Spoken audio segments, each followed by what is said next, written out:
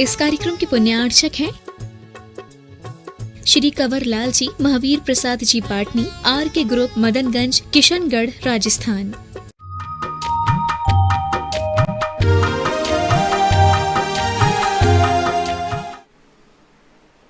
नमो सिद्धाणं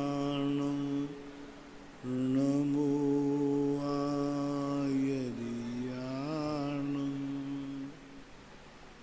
नमो वज्रायाणं नमो लोये सवशाहुणं।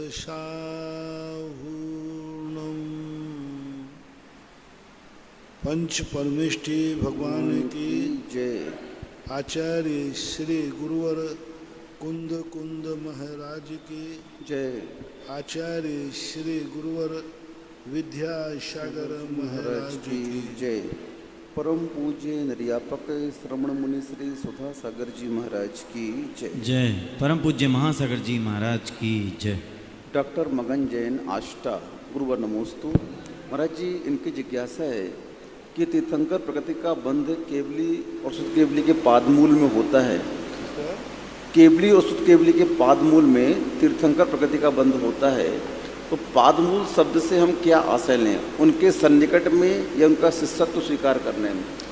पादमूल का अर्थ होता है चरणों के निकट बैठकर। मूल यानी जमीन, मूल यानी स्थान, उनके सानिध्य में। ये भक्ति की भाषा है। जाओ थोड़ा महाराज के चरणों में बैठो। चरणों में क्या अर्थ? उसके ऊपर नहीं बैठना। निकट अर्थ में भी सप्तमी भक्ति का प्रयोग होता है, तो वहाँ निकट अर्थ लेना चाहिए। प्रकाश चंद पांड्या, महाराष्ट्र, इचलकरंजी, गुरुवर नमोस्तु। महाराज जी, इनकी जिज्ञासा है कि जैसे शील व्रत की जब चर्चा आती है तो महिलाओं के लिए पतिव्रता कहा गया है और पुरुषों के लिए 96,000 स्त्रियां तक रख लेते हैं। तो पुरुष 96,000 स्त्रियां तक रख लेते हैं ब्याह करके, संबंध चक्रवर्ती आदि, तो उनको सील का दोष नहीं लगता है क्या? और स्त्री अगर दूसरी शादी कर ले तो उसको सील का दोष लग जाता है? यही तो पुरुष होने का पुण्य प्रकृति है। पुरुष की एक अलग स्थितियां हैं। इसको मैं विशेष रूप से स्पष्ट नहीं कर पाऊंगा क्योंकि मर्यादा है। स्त्रियों का एक अलग प्रकार की परिणति होती है, पुरुष की अलग प्रकार की परिणति होती है। भोग और भोक्ता। भोग यदि अनेक में बटेगा तो बहुत स्थिति भोग की बिगड़ जाएगी। एक टुकड़े को लेकर के यदि अनेक रूप बनेंगे तो बहुत बिगड़ेगी। भोक्ता अलग चीज होती है, भोग अलग चीज होती है। स्त्री की कुछ ऐसी मर्यादाएं हैं जो बट नहीं सकती। पुरुष का एक ऐसा स्वरूप है कि वो अनेक रूपों में बट कर के भी अनेक रूप धारण कर सकता है, ऐसा मानना चाहिए। महेंद्र जैन, पत्रकार, इंदौर, गुरुवर नमोस्तु। महाराज जी पूछ रहे हैं कि जब जन्म के समय में कोई शुभ मुहूर्त नहीं होता है आते समय, और मरते समय भी कोई ऐसा मुहूर्त नहीं होता है, कभी भी जन्म और मृत्यु हो सकती है, फिर जीवन भर इस मुहूर्त के चक्कर में व्यक्ति क्यों अटका रहता है? जन्म और मरण जो है, जो अपने हाथ में नहीं होते। दीपक में, उसी दीपक में हाथ लगाया जाता है जो दीपक हमारे हाथ में होता है। जो दीपक हमारे हाथ में नहीं है उसको हम हाथ भी नहीं लगाएंगे। जो जिंदगी हमारे हाथ में है, जन्म और मृत्यु, ये दो के बीच में जीवन मिलता है। वो जीवन हमारे हाथ में रहता है। जो हमारे हाथ में है उसको सावधानी से चलाना चाहिए, उसको सब प्रकार की सावधानी बरतना चाहिए।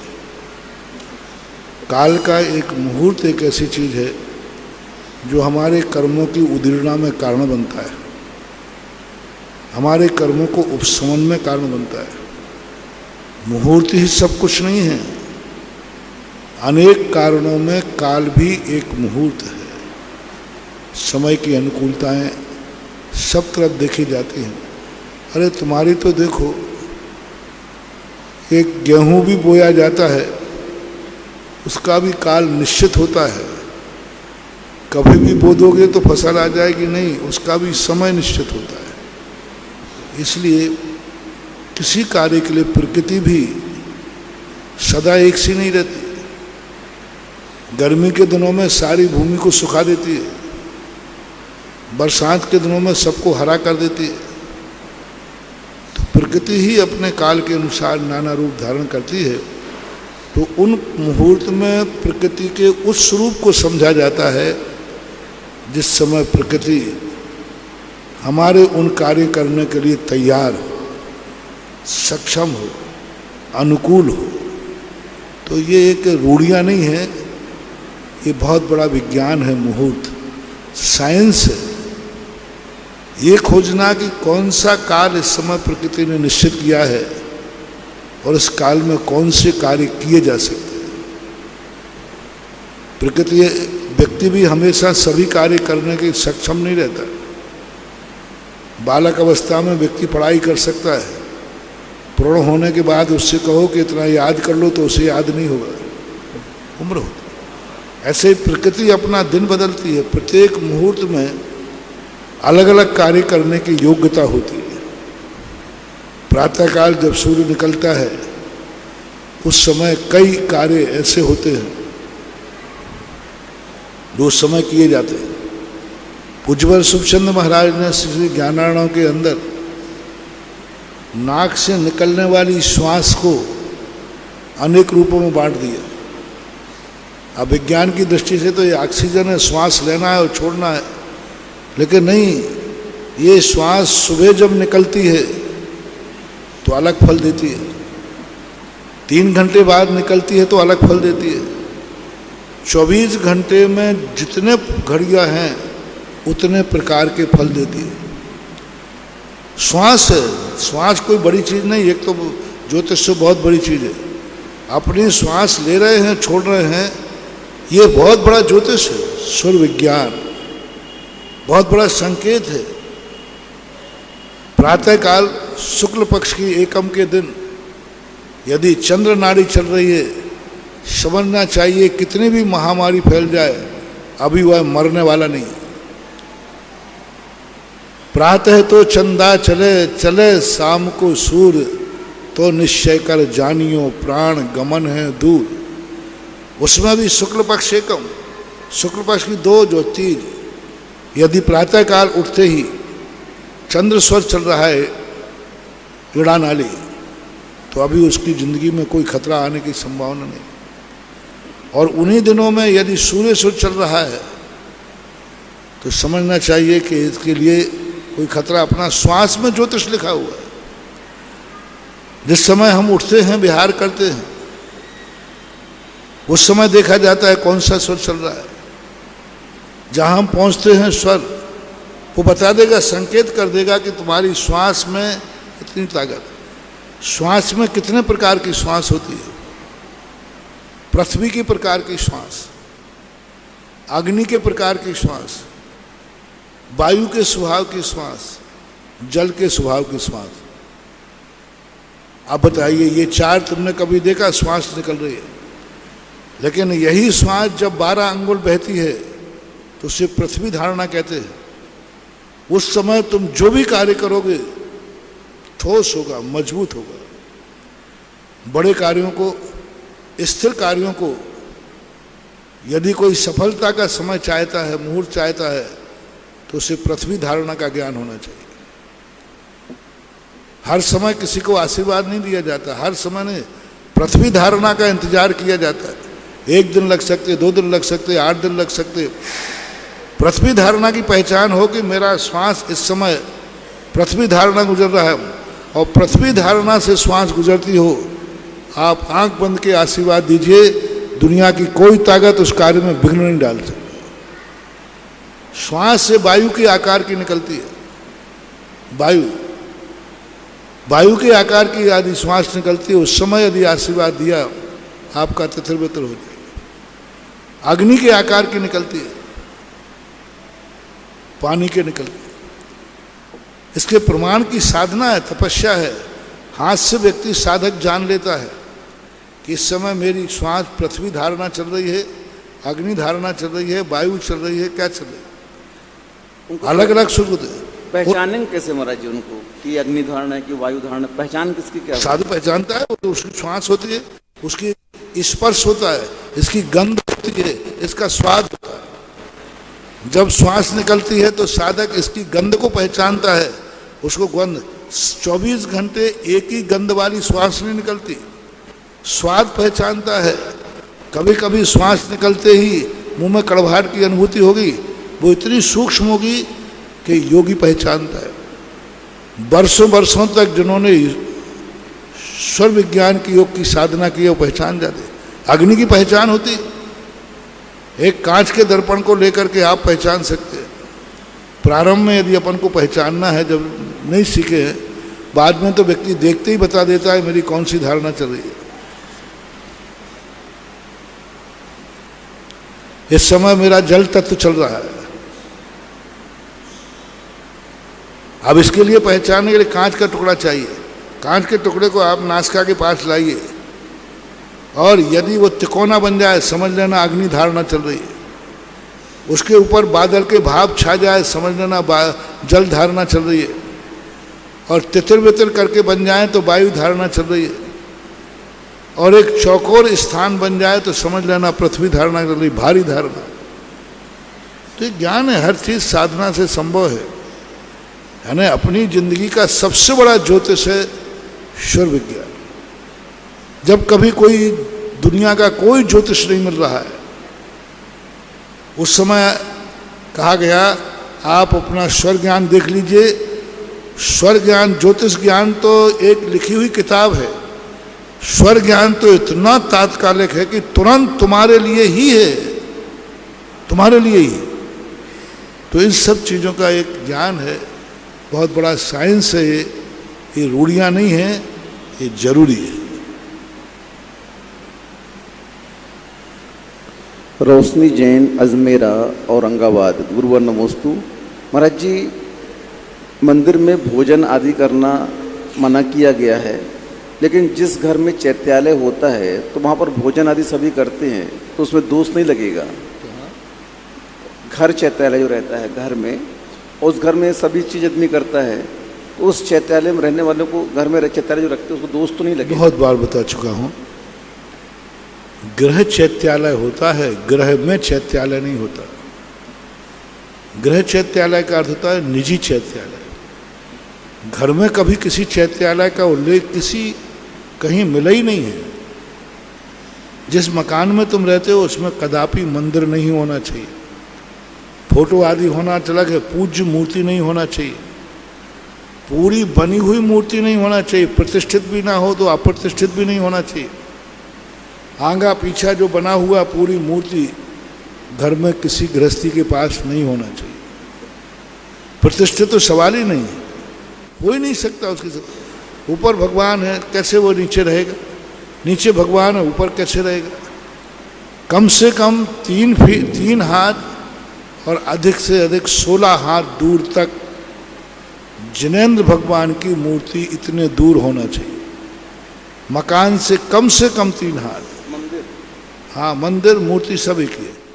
और कम से कम अधिकतम 16 हाथ एक प्रशस्त नाप दिया गया है घर में रहने वालों का। आप तो पूरे भारत में देख लीजिए, जिन जिन के घरों में, महलों में भगवान की मूर्ति रही, अधिकतम 3 पीढ़ी तक ही रही, उसके बाद सब धराशायी हो गए। वे हवेलियों में रहने वाले नहीं रहे। दूसरा कारण है, निजी मंदिर जब मकान में रहता है तो उसका नाम मकान है कि मंदिर है? बोलोगे क्या? तो तुम भगवान को बैठाल करके और अपने नाम का मकान बनाए हुए हो। बड़ा घर में बैठा बेटा अपने नाम से रजिस्ट्री करा रहा है। जब उसमें भगवान बैठे हैं तो वो भगवान का मंदिर होना चाहिए, तुम उसमें छोटे हो। हमेशा बड़ी शक्ति के नाम से मकान होना चाहिए। उसको मकान नाम नहीं दे सकते आप, क्योंकि मंदिर जहाँ भगवान बैठते हैं उसको चैत्य जहाँ बैठता है उसे चैत्यालय कहते हैं, मानव जहाँ रहता है उसे मकान कहते हैं। तो भगवान तो चैत्य है और आपके मकान में बैठा है तो वो चैत्यालय हो गया पूरा मकान, पर मकान नहीं कहो उसे, तो बहुत बड़ा दोष है, नहीं रखना चाहिए। जिस घर में आवास रखते हो चैत्यालय नहीं रखना, जिनको है उस चैत्यालय को पंचायती से पूछ करके पंचायती मंदिरों में विराजमान कर देना चाहिए। सुनीता जैन नेवई। अब तुम कहो कि देवताओं के विमानों में चैत्यालय होते हैं, अरे उनकी बहुत बड़े विमान होते हैं, योजनों लंबे विमान हैं। चक्रवर्ती का गृह चैत्यालय था, लेकिन कैसा था? बहुत लंबा चौड़ा बाग बगीचा होते, बाउंड्री होती है, एक कोने में चैत्यालय था, दूसरे कोने में उसका मकान था, लेकिन कहलाएगा वो गृह चैत्यालय। तो गृह चैत्यालय बनाए जब आपके पास इतनी लंबी चौड़ी जगह हो कि मकान की छाया मंदिर पे नहीं पड़े, मंदिर की छाया मकान पे नहीं पड़े, इतने दूर आप अपने प्लाट में मंदिर बनाएं, उसका नाम है गृह चैत्यालय। सुनीता जैन नेवई, गुरुवर नमोस्तु। महाराज जी ये कह रहे हैं कि आपने एक दिन प्रवचन में कहा था कि एक कुत्ते को देख करके आपने उसे गंधोदक दिया, कुत्ते को आपने गंधोदक दिया, तो वो कुत्ते का पुण्य था कि आपकी करुणा भाव थे? उसका भी पुण्य होगा, तभी तो आज ही प्रातः काल प्रवचन दिया ना हमने कि दुनिया तुम्हारा सहयोग करेगी जब तुम्हारा पुण्य होगा, अन्यथा भाव ही नहीं होंगे, परिणाम ही नहीं होंगे। उपादान शक्ति तो होती ही है कुछ ना कुछ, और बाकी का तो करुणा तो थी, दया भाव तो था ही। राजीव जैन अमरपाटन, गुरुवर नमोस्तु। महाराज जी की जिज्ञासा है कि अरिहंत भगवान को णमोकार मंत्र में पहले क्यों रखा जबकि बड़े तो सिद्ध हैं? अरिहंत भगवान को णमोकार मंत्र में पहले क्यों रखा? भक्ति में, सिद्धांत में और भक्ति में अंतर होता है। सिद्धांत सत्य का अनुकरण करता है, भक्ति सत्य को गौण करके उपकारी का अनुकरण करता है। मेरे ऊपर उपकार किसका ज़्यादा है, तो उपकारी के लिए मुख्यता देगा, क्योंकि उपकारी ही वहाँ तक पहुँचता है।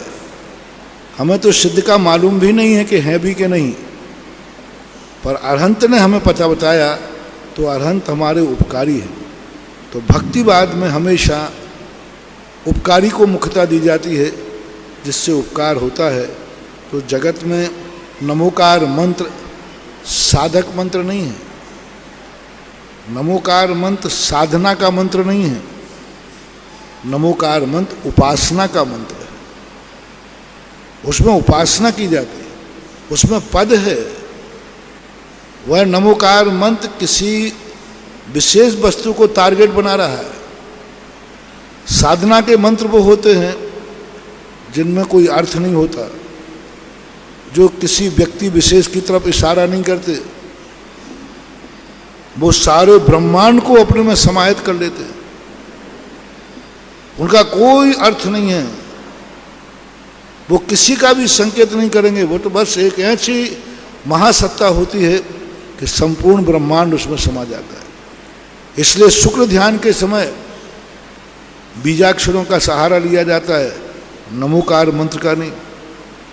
छठे गुण स्थान तक ही नमोकार मंत्र है, छठे गुण स्थान से ऊपर व्यक्ति बीजाक्षरों में चला जाता है, नमोकार मंत्र गौण कर देता है। तो ये उपासना मंत्र कहलाता है। उपासना मंत्र में उपकारी का महत्व होता है, पद का नहीं। अजित जैन, एडवोकेट, मांगरोल, गुरुवर नमोस्तु। महाराज जी की जिज्ञासा है कि भद्र मिथ्या दृष्टि कौन होते हैं और इनका परिणाम क्या होता है? भद्र मिथ्या दृष्टि का अर्थ है उनकी कसाई की मंदता होती है, सरल परिणामी होते हैं। मिथ्या दृष्टि का अर्थ इतना ही कि वे सत्य को नहीं पहचान पा रहे हैं, लेकिन उनके परिणामों में बड़ी निर्मलता हो, सादगी होती है। अल्प आरंभ परिग्रही होते। कसाई की मंदता का नाम ही भद्र मिथ्या दृष्टि है। इनकी गति क्या होगी महाराज जी? भद्र मिथ्या दृष्टि की गति क्या होगी? गति क्या होगी इनकी? वो तो भद्र मिथ्या दृष्टि की देवगति होगी। भद्री शब्द बता रहा है, मनुष्य गति होगी। देवायु बंद होगा इनको।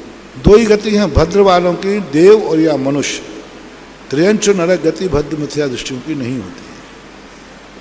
श्रीमती अंशु जैन, USA, गुरुवर नमोस्तु। महाराज जी, इनकी जिज्ञासा है कि इस पंचम काल में सम्यक्त्वी महाराज को आहार देने से क्या फल मिलता है?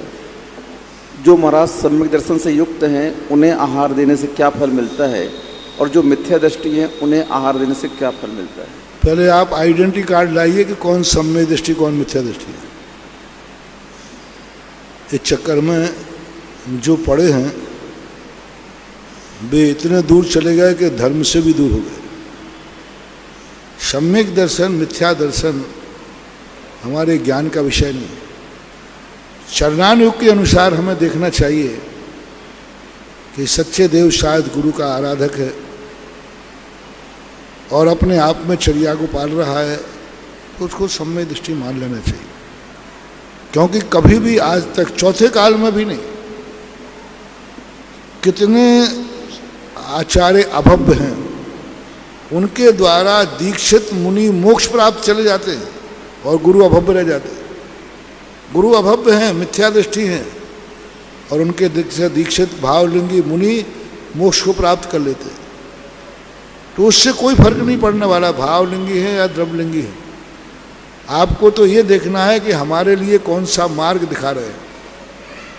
हमारा मार्ग जो दिखाने वाला मार्ग है, हमें सच्चा मार्ग बताया है, बस इतना ही। क्योंकि ये हमारे ज्ञान का विषय नहीं।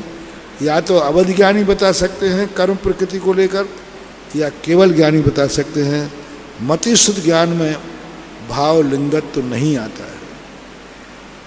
शिवरार्थी इंजीनियर राकेश जैन, वसुंधरा नगर, दमोह, गुरुवर नमोस्तु। महाराज जी पूछ रहे हैं कि पूजन की थाली लगाई, पूजन द्रव्य करने के लिए लगाई हमने थाली, तो उसमें जीव या बाल निकल जाए तो हमें उस द्रव्य का क्या करना चाहिए? पूजन कर लेनी चाहिए कि उस द्रव्य को अलग कर देना चाहिए? किसको? पूजन के द्रव्य को। उसमें जीव आ गया या बाल आ गया, उससे पूजन करनी चाहिए कि नहीं करनी चाहिए? पहली बात, आया क्यों? गलती तो यही है यहाँ। मैं इस संबंध में कैसे बोलूँ? पहला तो दोष के भागीदार आप ये हो कि आया क्यों, शोध के बनाना चाहिए, शोध के करना चाहिए। अब यदि संगे त्रसजीव मरा है तो मांसाहार का दोष तो हो ही गया। अब उसके संबंध में पुनः उसको धोना चाहिए, पुनः जाकर के कार्य करना चाहिए। करना तो व्यवस्था तो यही होना चाहिए, क्योंकि मरा हुआ जीव है तो मांस का दोष तो आ ही गया उसमें। श्रीमती नमिता जैन, कोटा, गुरुवर नमोस्तु। महाराज जी, इनकी जिज्ञासा है कि कोई व्यक्ति उपवास करके तप कर रहा है और एक व्यक्ति अपने परिणामों को कसाई से बचा रहा है, तो दोनों में निर्जरा किसमें ज़्यादा मानी जाएगी? अपने परिणामों को कसाइयों से बचा रहा है, राग द्वेष से, और दूसरा उपवास करके तप कर रहा है। कौन किसमें शक्ति छुपा रहा है? एक व्यक्ति बदमाश है, उपवास, अपन तो कसाय शांत रखते, अपन तो 3 बार खाते। कई लोग कसायों की शांति के बहाने बड़े प्रमादी होते। भाई देखो भाई, अपन तो खाना पीने में तो कोई रात में भी खाएं दिन में खाएं, लेकिन अपन राग कसाय भाव नहीं करते, क्षमता भाव रखते। ये बहुत बड़ी भूल है।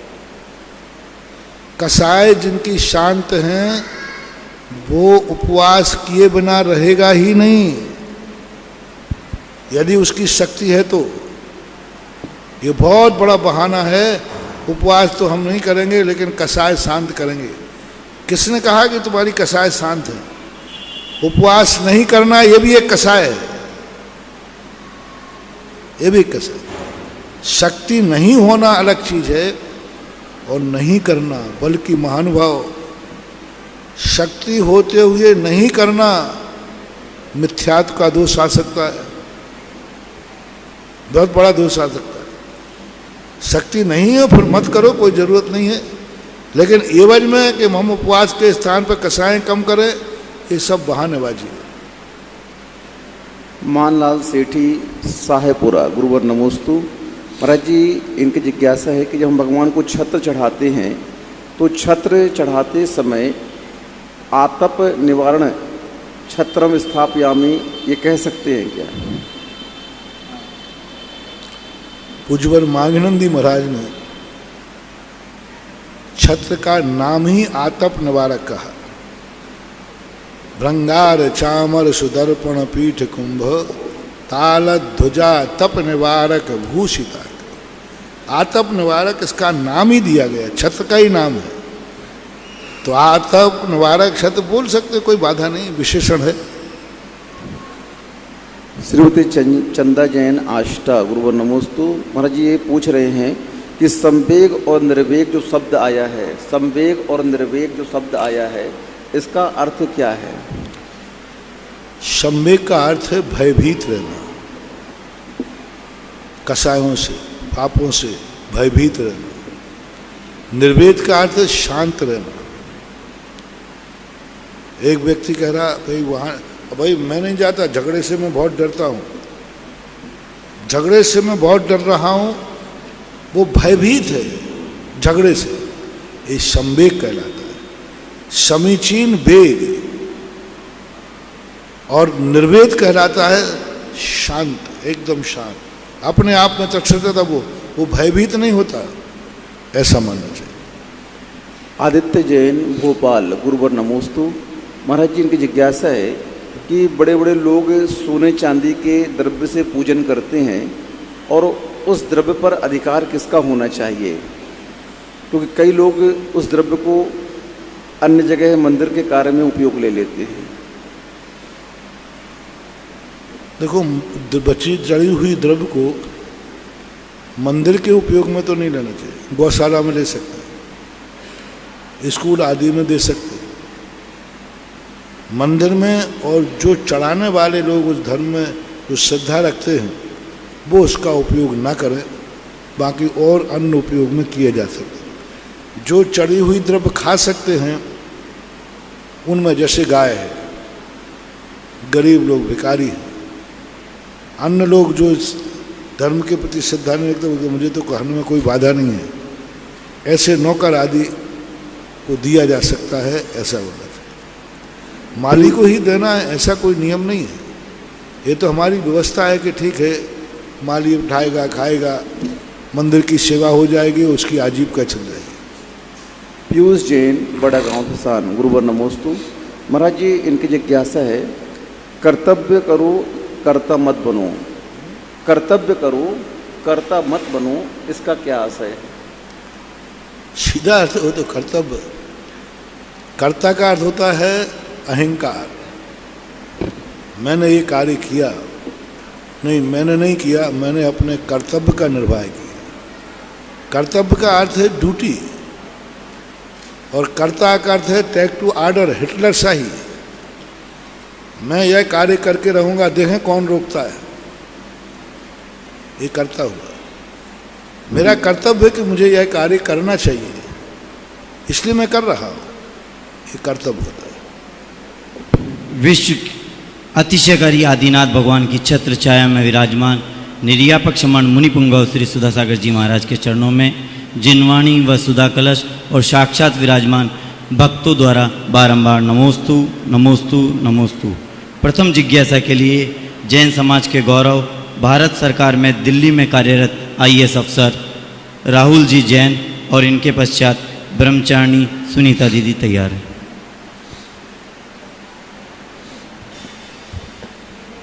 हेलो।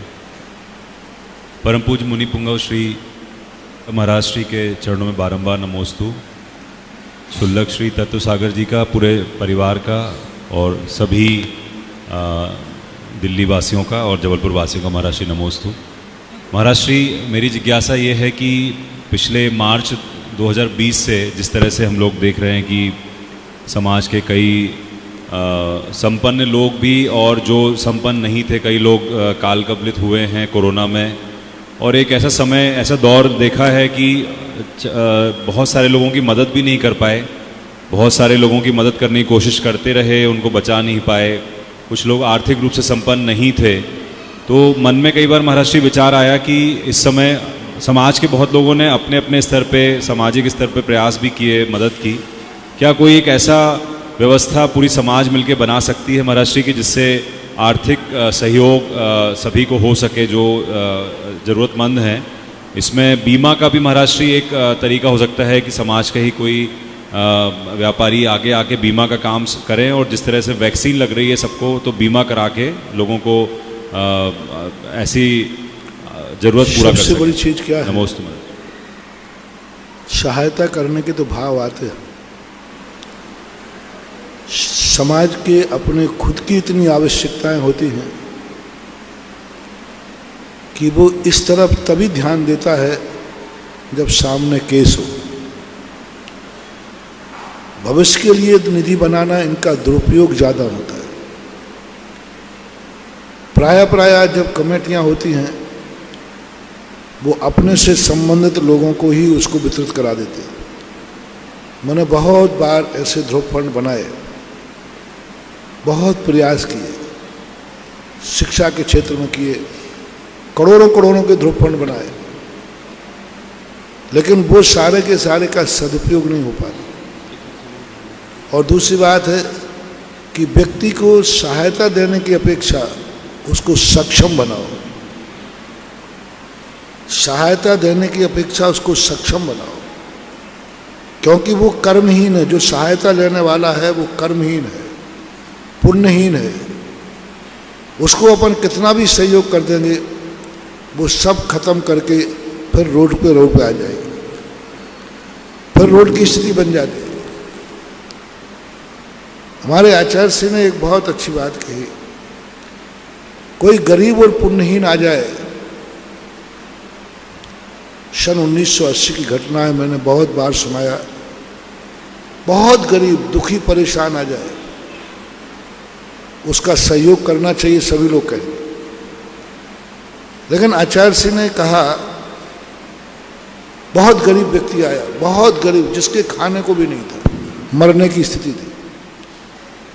हम लोग शुरू में थे, आचार्य श्री से कहा, वो आचार्य श्री मेरे लोगों के पास आया, हम लोग उसको आचार्य श्री पास ले गए। तो हम लोगों की उम्मीद थी कि आचार्य श्री इसको अच्छा आशीर्वाद देंगे, पिछी लगाएंगे, कोई मंत्र देंगे, और या फिर दूसरे नंबर पर इतने सेठ लोग बैठे हैं, किसी से कहेंगे कि इसकी सहायता करो। ये दो से ज़्यादा मेरा सोच था नहीं। आचार्य श्री बात करते करते कहते, अच्छा इतनी परेशानी है? बोले महाराज कुछ भी नहीं है। तो आचार्य श्री कहते, देखो तुम्हारा बहुत पुण्य क्षय हो चुका है, तुम्हारा पुण्य पूरा क्षय हो चुका है। जो चीज़ क्षय हो जाती है वही बढ़ाना पड़ेगी। पुण्य बढ़ाओ, ऐसा करो, कल से थोड़ा थोड़ा दान देना शुरू करो। समझना बात को। किससे कह रहा है? अमीर से नहीं, और गरीब से कह रहा है थोड़ा थोड़ा दान देना शुरू करो। हम लोगों को ऐसा उतना बुरा लगा। मैंने कहा ये कोई साधु की पहचान है? साधु का हृदय नवनीत समाना, कोमल हृदय। दोपहर में 1:30 बजे से क्लास लगती थी। हम लोगों ने तवार तोड़ प्रश्न किए, साधु को कितना कोमल होना चाहिए, दान किसको देना चाहिए, दान का स्वरूप क्या है, क्या जिसको खाना नहीं है उसका भी गला दबा करके लेना चाहिए। और आचार्य ने कहा आज बिना मौसम के प्रश्न क्यों बरस रहे हैं? और हम 3-4 महाराजों ने प्रश्न बना लिए कि महाराज हमें चुप करो, तुम प्रश्न उठाना लेकिन जवाब लेना। तो आचार्य ने कहा क्या बात है? मैंने सीधी सी बात है, एक गरीब आया जिसको खाने को नहीं है, उसकी सहायता तो कराई नहीं, आशीर्वाद दिया नहीं, और दान की बात को क्या करेगा? और वो पट्ठा इतने गुस्सा आई उस पर हम लोगों को। मैंने कहा मूर्ख ये नहीं बोल पा रहा कि महाराज मैं कहाँ से दान दूंगा। हम लोग इशारा कर रहे हैं मूर्ख बोल दे, यही बोल दे कि मेरे पास तो कुछ है ही नहीं। लेकिन वो तो जी के गया, मैंने कहा मरे गए। आचार्य सिंह का अच्छा, आशीर्वाद पे बड़ा अहंकार है तुम्हें। यदि मेरे आशीर्वाद से सारे लोग अमीर होते हैं तो मैं मंदिर छोड़कर सारे गरीबों को पीछे लगाते जाने को तैयार हूं। यदि किसी की सहायता करने से इनकी जिंदगी बदलती है, इनका पाप पुण्य में बदल जाए, तो मैं सारे जगत से सहायता की करूंगा। इसका पुण्य क्षय है, पुण्य बढ़ाओ। और गृहस्थी का पुण्य दान पूजा से बढ़ता है। अब आचार्य सिंह ने कह दिया, अपन चुपचाप हो गए। मैंने कहा तो सब कहने की बात है। मुश्किल से 3-4 महीने हुए, हम लोग सागर से बिहार करके मुक्तागिरी की तरफ जा रहे थे। वो परिवार आया तो हम लोगों ने, अब वो इस बार हम लोगों के पास नहीं है, अब तो उसकी डायरेक्ट पहुंच हो गई ना। हम लोग सोच रहे कि भाई हम लोगों के पास आएगा, वो हम लोग सामने से निकल गया, हम लोगों की तरफ देखा ही नहीं उसने। मैंने कि भैया इसने तो डायरेक्ट पहुंच कर ली। फिर भी मैंने कहा कि अब अपन बिना बुलाए चलो इसके। हम लोग फिर पहुंच गए। वो तो बढ़िया कपड़े पहना था, चेहरे पर थोड़ा सा रौनक भी थी। और आज महाराज जी अब हमारा बहुत अच्छा हो गया, सब थोड़े थोड़े हम लोग कमाने भी लगे हैं और बहुत अच्छा हम आभार मानने आए हैं। तो आचार्य जी ने हम लोगों की तरफ देखो।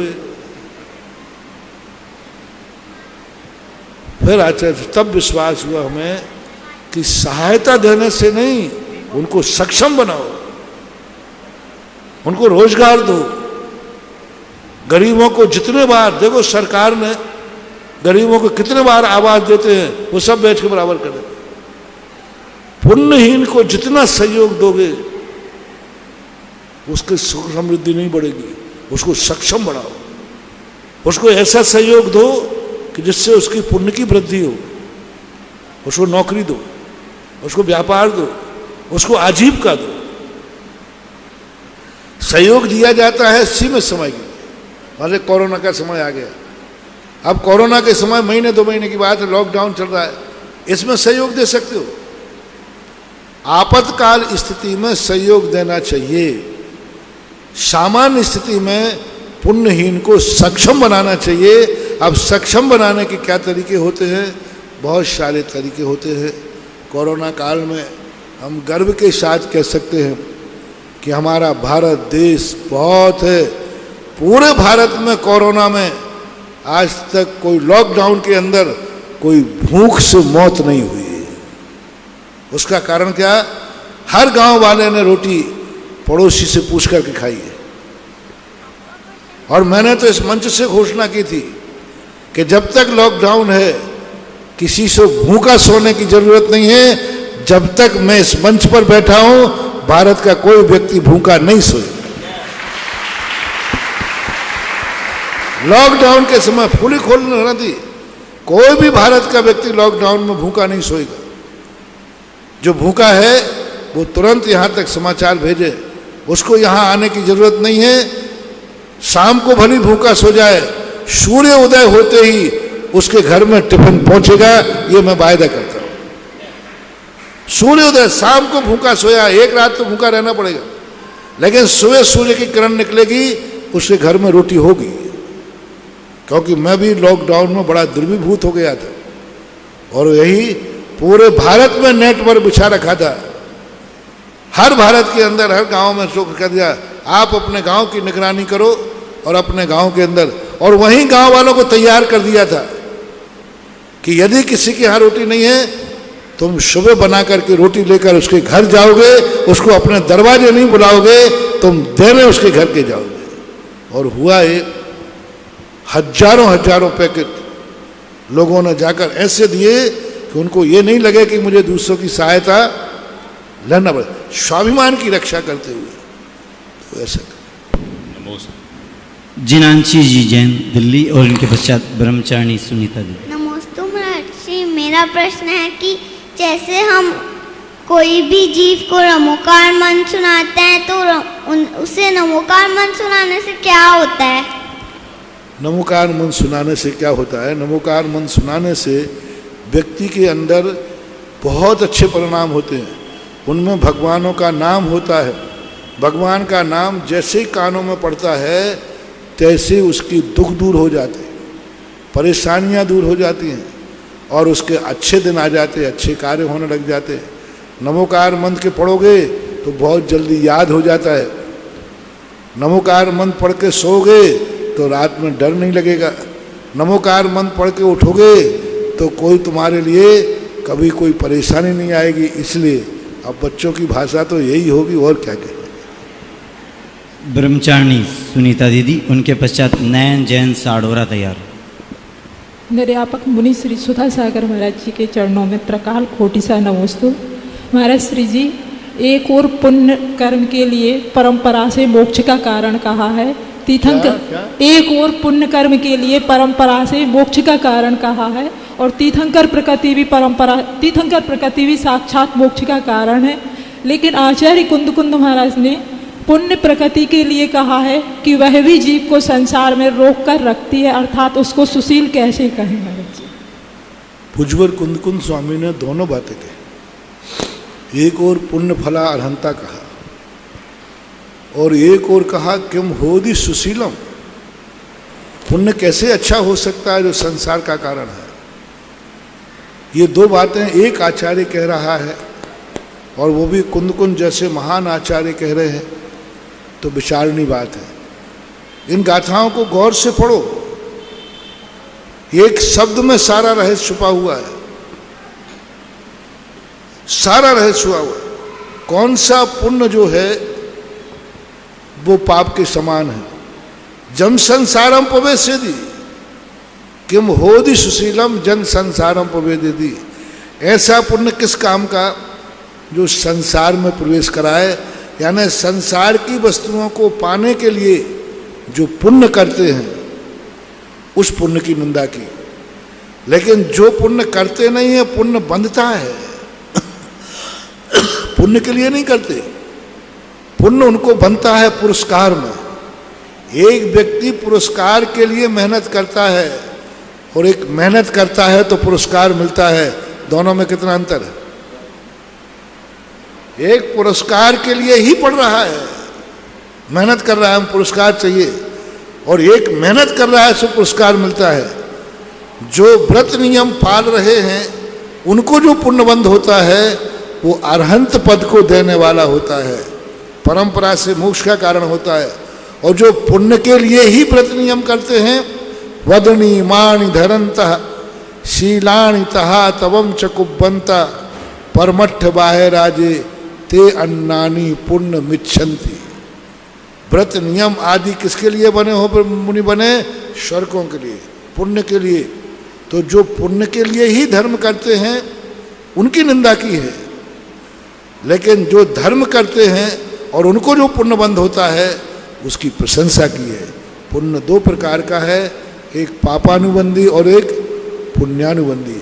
पुण्यानुबंधी पुण्य से अरहंत पद मिलता है, परंपरा से मोक्ष मिलता है, और पापानुबंधी पुण्य जो है पाप के समान ही बंध का कारण होता है, ऐसा मानना चाहिए। नयन जैन साडोरा, और इनके पश्चात ब्रह्मचारिणी सोनाली दीदी पिपरई। कितनी सुंदर काया है या देवोकृत माया है, अथवा अंबर से अवनी पर कोई चांद उतर कर आया है। नित्य नए नए प्रवचन से आनंद रिया लहराया है। जन जन के मुंह पर बस एक नाम मुनि सुधा सागर जी छाया है। पूज्य मुनि श्री के श्री चरणों में मेरी ओर से, मेरे परिवार की ओर से, सकल दिगंबर जैन समाज साडोरा की ओर से बारंबार नमोस्तु नमोस्तु नमोस्तु।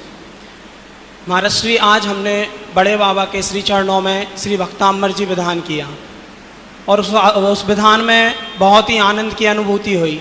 पूरे परिवार ने एक साथ मिलकर विधान किया। नाना जी की साइड से आज हमने विधान किया और हमारे भी भाव हुए, तो हमने भी अपना नाम वर्ष में एक बार श्री भक्तांबर जी विधान करने में लिखा दिया है। तो क्या ये भगवान का ही अतिशय है कि 1 बजे तक हम लोग विधान करते रहे और किसी को भी भूख प्यास आदि कोई भी चिंताएं नहीं हुई, सब बड़े आनंद से विधान करते रहे। भगवान का अतिशय तो इसलिए नहीं कह सकते क्यों कितने लोग उन्हीं भगवान के दर्शन करके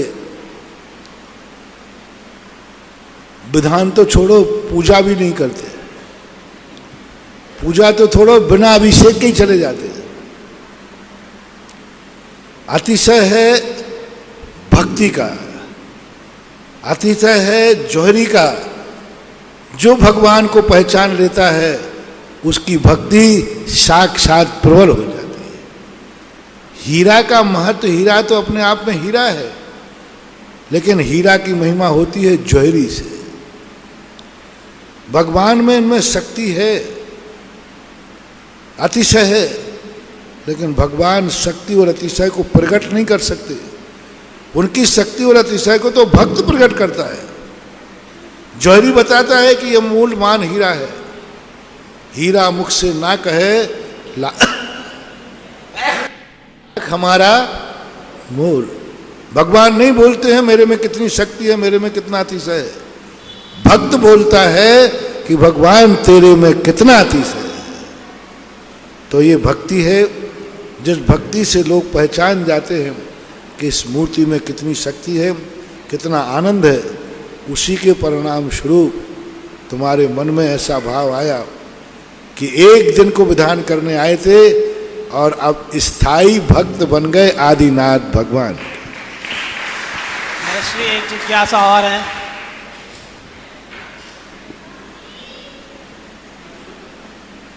महाराज श्री मंदिर जी में श्रावक बिना शुद्धि के वस्त्र में भगवान की परिक्रमा करते हैं। चूँकि परिक्रमा का स्थान गर्भालय से लगा हुआ होता है और श्रावक परिक्रमा के स्थान से पीठिका को भी छूते हैं, तो ये कहाँ तक उचित है और बिना शुद्धि के वस्त्रों में परिक्रमा करनी चाहिए या नहीं? अब परिक्रमा देखी जाएगी कैसी है। गर्भालय के अंदर परिक्रमा है, गर्भालय के बाहर से परिक्रमा है, सामान्य कथन नहीं किया जा सकता। यदि गर्भालय के अंदर से परिक्रमा है तो वहाँ पर शुद्धिपूर्वक जाना चाहिए। गर्भालय के बाहर से परिक्रमा है, सामान्य परिक्रमा मानी जाती है। तो परिक्रमा को देख करके व्यवस्था बनाना चाहिए। विश्व की अलौकिक अनुपम मनोज्ञ प्रतिमा अतिशयकारी आदिनाथ भगवान के समक्ष वह अभी गुरुदेव विराजमान हैं, उनका आशीर्वाद प्राप्त कर असीमकालीन आदिनाथ भक्तामर विधान करने का पुण्यार्जन करना है। तो 51,000 रुपये जिंदगी में एक बार देना है और आपको यहाँ पर जब तक क्षेत्र है तब तक आपको विधान करने का सौभाग्य प्राप्त होगा। आज कुछ नाम आए हैं। श्री अनिल कुमार जी, राकेश कुमार, मुकेश कुमार, अविनेश कुमार जी जैन, साडोरा, जिला अशोकनगर। और दूसरा नाम आया श्री प्रकाश चंद जी, संजीव कुमार जी जैन, गुणमाला देवी जैन, अशोकनगर। श्री शिखर चंद जी, धन्नालाल जी जैन, महावीर किराना स्टोर, गैरतगंज, जिला रायसेन। ये तीसरा विधान। चौथा विधान श्रीमती सुधा जैन, पंकज जैन, ईशा ईशांक, स्वाति ईशा जैन, मेरठ से। ये कुछ विधान आए हैं। जिनको भी आदिनाथ भक्तामर विधान में नाम लिखाना हो वो अपना नाम लिखा सकते हैं। ब्रह्मचारिणी सोनाली दीदी पिपरई और इनके पश्चात इंजीनियर पंकज पाटनी कोटा। परम पूज्य अनंत उपकारी निर्यापक श्रवण मुनि श्री जी के चरणों में कोटिशः नमोस्तु। महाराज श्री जी, यद्यपि आत्मा का कोई भी वेद, लिंग, संस्थान, आकार नहीं होता, फिर ऐसा क्या अभिप्राय रहा कि आचार्य भगवंत ने मायाचारो वित्थीणम ये पद डाला? कृपया हम सभी जिज्ञासुओं का समाधान करें। नमस्ते। मध्यान्ह में, दोपहर में पूज्यवर कुंदकुंद स्वामी ने प्रोचन सार में ज्ञानाधिकार के अंदर ये गाथा दी करके बहुत बड़ा स्त्री जाति पर उपकार किया है। लोग वहाँ मायाचारी का अर्थ बोलते हैं छल कपट की मूर्ति है, ऐसा नहीं है। वहाँ स्वभाव के अर्थ में मायाचारी लिया। जब स्वभाव आ जाता है तो नारी जाति मायाचारी से जिस दिन रहित हो जाएगी उस दिन नारी जाति मिट जाएगी। माँ बच्चे को दूध में पानी मिलाना बंद कर देगी, निपुति हो जाएगी। माँ बेटे से झूठ बोलना बंद कर देगी, निपुति हो जाएगी। जिस दिन नारी मायाचारी छोड़ देगी उस दिन नारी लुट जाएगी, निर्लज्ज हो जाएगी। नारी की शोभा मायाचारी है, जिसका दूसरा नाम है लज्जा। यदि नारी में लज्जा नहीं है, आरिका भी क्यों ना हो, वो नारी हो ही नहीं सकती। जा बिना न बट्टदी नारी, पूज्यवर कुंद कुंद भगवान कहते। जिसमें मायाचारी का अंश नहीं है वो अपने नारी जगत को कभी सुरक्षित नहीं कर सकते।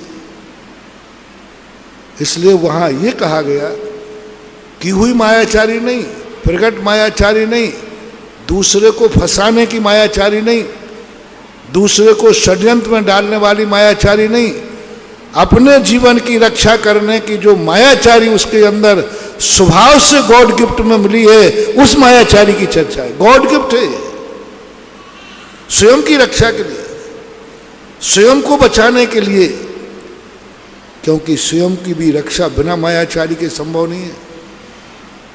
आपके पास धन है, आप ताला मत लगाना, छुपाना मत, ठगी मत करना, सुरक्षा कर लोगे? आप बाजार शहर गांव बाहर जा रहे हो, 1 करोड़ रुपया लेके जा रहे हो, बिना मायाचारी के यात्रा कर लोगे? इस ढंग से छुपाओगे कि सामने वाला समझ ही नहीं पाए मायाचारी। तो जैसे एक धन की सुरक्षा बिना मायाचारी के संभव नहीं, ताला लगाना पड़ता है, छुपा के रखना पड़ता है, इसी प्रकार नारी वो बहुमूल्य वस्तु है जो बिना मायाचारी के नारी जाति की सुरक्षा हो ही नहीं सकती। धन को छुपाने के लिए मायाचारी होना पड़ेगा, नारी को अपनी जिंदगी बचाने के लिए वो मायाचारी जो स्वभाव से मिली है और वो गॉड गिफ्ट है। ये मायाचारी बुरी नहीं है, मैं तो कह रहा हूं जिस नारी में मायाचारी नहीं होगी वो नारी अपने जगत में जीवित रह ही नहीं सकेगी। तो मायाचारी का अर्थ दूसरों को फंसाने के लिए नहीं, अपने जीवन की सुरक्षा के लिए, अपने जीवन की रक्षा के लिए, अपने शरीर को मायावी रूप लेकर के आवरणित करना, घूंघट डालना। एक बार व्यक्ति ने कहा, महाराज जी मायाचारी पहले तो पकड़ में आती थी, मैंने कैसे? लोग घूंघट में से देखती थी, देखती तो है ना, जो महिलाएं घूंघट डालती थी उनको बाहर दिखता था कि नहीं, वो घूंघट में से देखती है। तो महाराज यही मायाचारी है। मैंने कहा ये घूंघट मायाचारी नहीं है, ये घूंघट नारी जाति की सुरक्षा है। नारी को इसलिए ढांका गया क्योंकि वो मूल्यवान है। उसी वस्तु को छुपाया जाता है जिस वस्तु का कोई मूल्य होता है।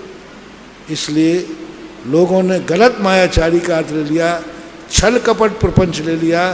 ये नहीं, ये लज्जा का पर्यायवाची है। और इस मायाचारी को आरिका भी बन जाएगी तो भी यह मायाचारी होना जरूरी है। बड़ी बड़ी आरिकाएं हैं, राजुल जैसी, ब्राह्मी सुंदरी जैसी आरिकाएं बनी। समोषण में बैठ करके भी माया का रूप, समोषण में बैठेगी तो भी वह माया का रूप है। वो पुरुष जैसे माया से रहित नहीं हो सकते। पुरुष देखो दिगंबर मुनि होकर महिला और पुरुषों के सबके बीच में जाता है, नारी नहीं जा सकती। नारी को सोचना पड़ेगा, विचार करना पड़ेगा, उसको अपना मायावी रूप रखना ही पड़ेगा। तो ऐसा जानना चाहिए। तो ये कुछ चीज़ें ऐसी हैं। कुंदकुंद भगवान पर्याय दृष्टि से ऊपर उठे हुए आचार्य थे। वो एक नारी जाति का नाम लेकर उसकी निंदा नहीं करना चाहते। कुंदकुंद स्वामी जैसे महान आचार्य तो कीड़े मकोड़ों की निंदा नहीं करते, एक नारी जाति की निंदा करते नहीं। वहां ये बताना चाहते जिस नारी को तुम छली कपटी कहते हो वो छली कपटी नहीं है, वो उसका स्वभाव है, नेचर है, जिसको दूर नहीं किया जा सकता क्योंकि वो प्रकृति ने दिया है सुरक्षा कवच। फूल को कांटा दिया है सुरक्षा के लिए, स्त्री को मायाचारी दी है सुरक्षा के लिए। ऐसा मानना चाहिए। इंजीनियर पंकज जी पाटनी तलवंडी कोटा, उनके पश्चात श्रुति जैन सागर तैयार। मेरे और मेरे परिवार की ओर से गुरुवर के श्री चरणों में त्रिकाल बार नमोस्तु नमोस्तु नमोस्तु। हे गुरुवर, हमारे जीवन में बीजाक्षरों का क्या महत्व है और यदि कोई बीजाक्षर बोलने में हमसे कोई गलती हो जाए तो उसका क्या विपरीत प्रभाव पड़ता है? बीजाक्षरों, बीजाक्षर का क्या महत्व और उनका विपरीत क्या प्रभाव पड़ता है? बीजाक्षर यदि विपरीत हो जाए तो उनका क्या प्रभाव पड़ता है? नहीं होना चाहिए, सावधानी रखना चाहिए। विपरीत है तो विपरीत प्रभाव पड़ता है। बीजाक्षर का महत्व भी पूछा। बीजाक्षर के महत्व तुम ना समझो, बस श्रद्धा रखो। जो अभी मैंने कहा था कि उसमें अनंत शक्ति है। बीजाक्षर में कोई अर्थ नहीं होता और बीजाक्षर में संपूर्ण ब्रह्मांड समाया रहता है। उन बीजाक्षरों में इतने पहलू होते हैं, साधक उन बीजाक्षरों से अनंत अर्थ निकाल लेता है। शुद्ध केवली, जो रिद्धिधारी शुद्ध केवली होते हैं, 14 पूर्वों के ज्ञाता होते हैं, उनके अंदर 5 बीजाक्षरों में पूरा द्वादशांग का अर्थ निकाल लेते हैं। ज्ञानार्णव के अंदर दिया उन्होंने एक मंत्र, संपूर्ण द्वादशांग, ओम ह्राम ह्रीम ह्रूम ह्रौम ह्रा अस्या उषा नमः। इस मंत्र में पूरा द्वादशांग है, समय सार, प्रवचन सार, रत्नार्थ सापकाचार, त्रिलोक पढ़ने, त्रिलोक सार, त्रिलोक षटकण, सब उसी में भरा हुआ। बस हो दे दी, एक फ्लॉपी दे दी आप। बस ये मंत्र पढ़ते ही उनको पूरे सब ग्रंथ याद आ जाएंगे, स्मृति में आ जाएंगे। इतना अर्थ होता है बीजाक्षरों का। नमोस्तु। श्रुति जैन सागर और उनके पश्चात ओम प्रकाश जी गदिया चित्तौड़गढ़ तैयार है। नमोस्तु महाराज जी। नमोस्तु महाराज जी, मेरा प्रश्न ये है कि जाप देते वक्त सम्यक दर्शन, सम्यक ज्ञान, सम्यक चारित्र क्यों बोलते हैं और जाप क्यों करते हैं? उसका मूल उद्देश्य होता है इसको कि हमने जाप किस लिए दी है। संसार के कार्यों के लिए नहीं। हमने जो जाप दी है वो सम्यक दर्शन, ज्ञान, चारित्र के लिए दी है। अपना अभिप्राय, जैसे पूजन के बाद आप इत्याशीर्वाद पुष्पांजलि छिपेद बोलते हैं, पूजन के बाद पुण्य वाचन होता है। क्यों? ये बताना चाहते हैं हमने ये पूजा क्यों की। इति आशीर्वाद, जो जो गुण, जो जो भाव हमने आपके लिए किए हैं भगवान, वह मेरे अंदर भी प्रकट हों, इसका नाम है आशीर्वाद। इसी प्रकार वहाँ पर ऐसा परिणाम किया जाता है कि मैंने जो माला फेरी है ये सम्यक दर्शन, ज्ञान, चारित्र के लिए फेरी है, वह मुझे प्राप्त हो, और प्राप्त है तो सुरक्षित रहे, इसके लिए कर। ओम प्रकाश जी गदिया चित्तौड़गढ़ और इनके पश्चात वीवा जी जैन सागर तैयार। मेरे प्रातः श्रमणी निरपेक्ष श्रमण मुनि से 108 पूर्णी पुंगव से सुधा सागर जी महाराज के, मेरे और मेरे परिवार की ओर से चित्तौड़गढ़ दिग्विजय से नमोस्तु नमोस्तु नमोस्तु। मुनि श्री, मेरा जिज्ञासा ये है कि हमारे जीवन में बहुत दुख आते हैं।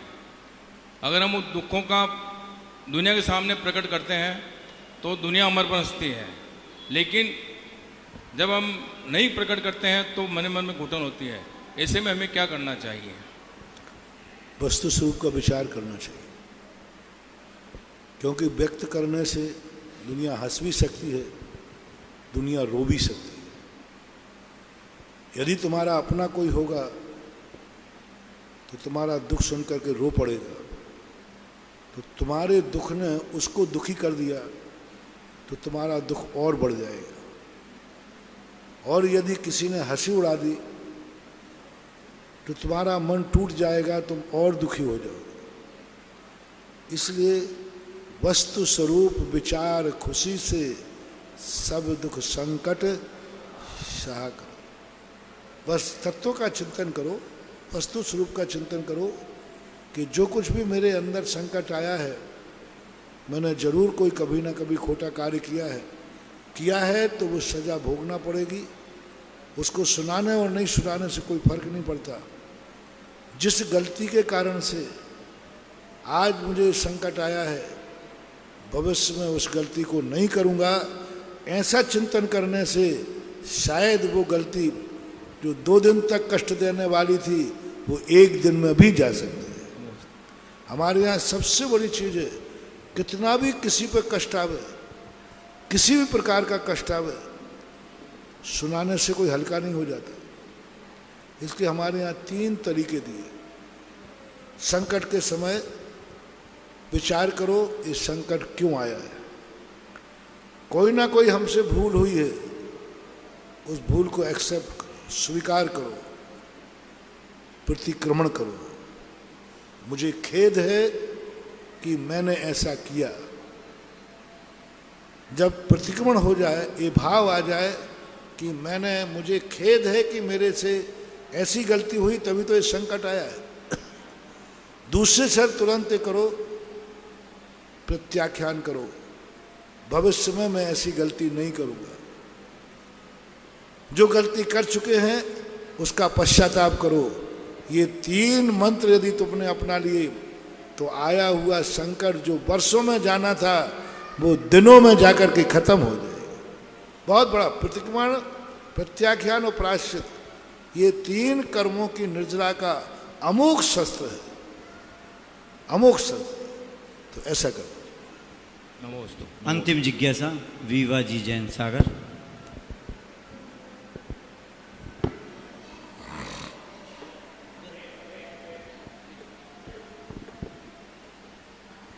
हे गुरुवर, नमोस्तु नमोस्तु नमोस्तु।